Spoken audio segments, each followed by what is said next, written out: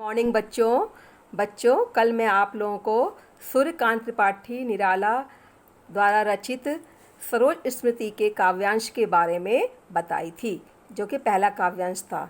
अब मैं आप लोगों को दूसरे काव्यांश के विषय में बताऊंगी कि दूसरे काव्यांश में निराला जी ने क्या बताया है। तो बच्चों, ये काव्यांश इस प्रकार है। श्रृंगार रहा जो निराकार, रस कविता में उच्छ्वासित धार, गाया स्वर्गीया प्रिया संग, भरता प्राणों में राग रंग, रति रूप प्राप्त कर रहा वही, आकाश बदल रहा बना मही, हो गया ब्याह आत्मीय स्वजन, कोई थे नहीं न आमंत्रण, था भेजा गया विवाह राग, भर रहा ना घर निशी दिवस जाग, प्रिय मौन एक संगीत भरा, नव जीवन के स्वर पर उतरा।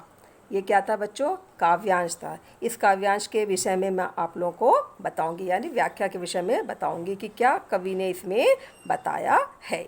इस काव्यांश में कवि क्या बता रहा है, क्या कह रहा है बच्चों इस काव्यांश में कवि।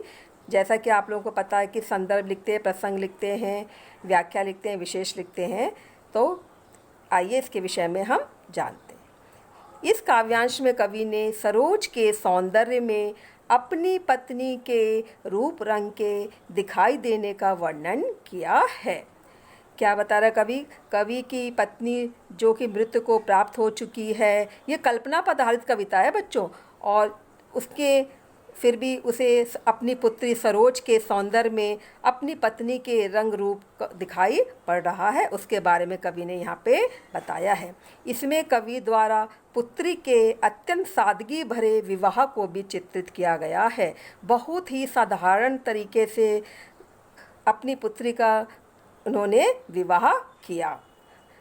और क्या कह रहा है कवि? कवि अपनी पुत्री से संबोधित करता हुआ कहता है कि मैंने अपनी रचनाओं में सौंदर्य के जिस निराकार भाव को अभिव्यक्त किया था, वही भाव तुम्हारे रूप में साकार हो उठा है। कहने का मतलब अपनी पत्नी के सौंदर्य को अपनी पुत्री के रूप सौंदर्य में देख रहा है।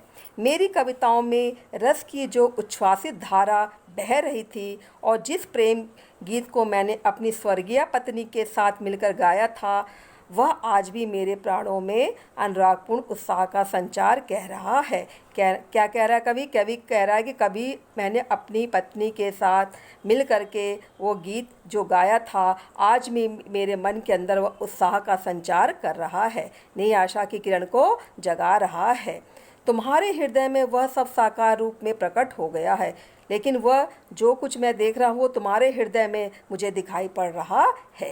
राग रंग की वही कल्पनाएं, वही अनुपम सौंदर्य तुम्हारे रति के समान सुंदर रूप में साकार हो गई है। जो सुंदरता है वह अनुपम है और काफ़ी मन को लुभाने वाली है, और रति के समान सुंदर वह दिखाई पड़ रहे हैं। ऐसा प्रतीत हो रहा है कि मेरी वे श्रृंगारिक कल्पनाएं आकाश से उतरकर पृथ्वी पर आ गई हों। कवि कह रहा है कि मुझे ऐसा प्रतीत हो रहा है कि जो मेरी कल्पनाएं थीं वो आज आकाश से उतर करके पृथ्वी पर आ गई हैं।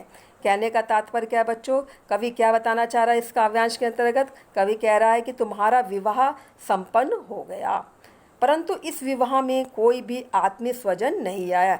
लेकिन इस परिवार में जो परिवार के लोग थे उसमें कोई भी इस विवाह में शामिल नहीं हुए, बल्कि मैंने स्वयं किसी को आमंत्रित नहीं किया था, मैं खुद भी किसी को नहीं बुलाया था।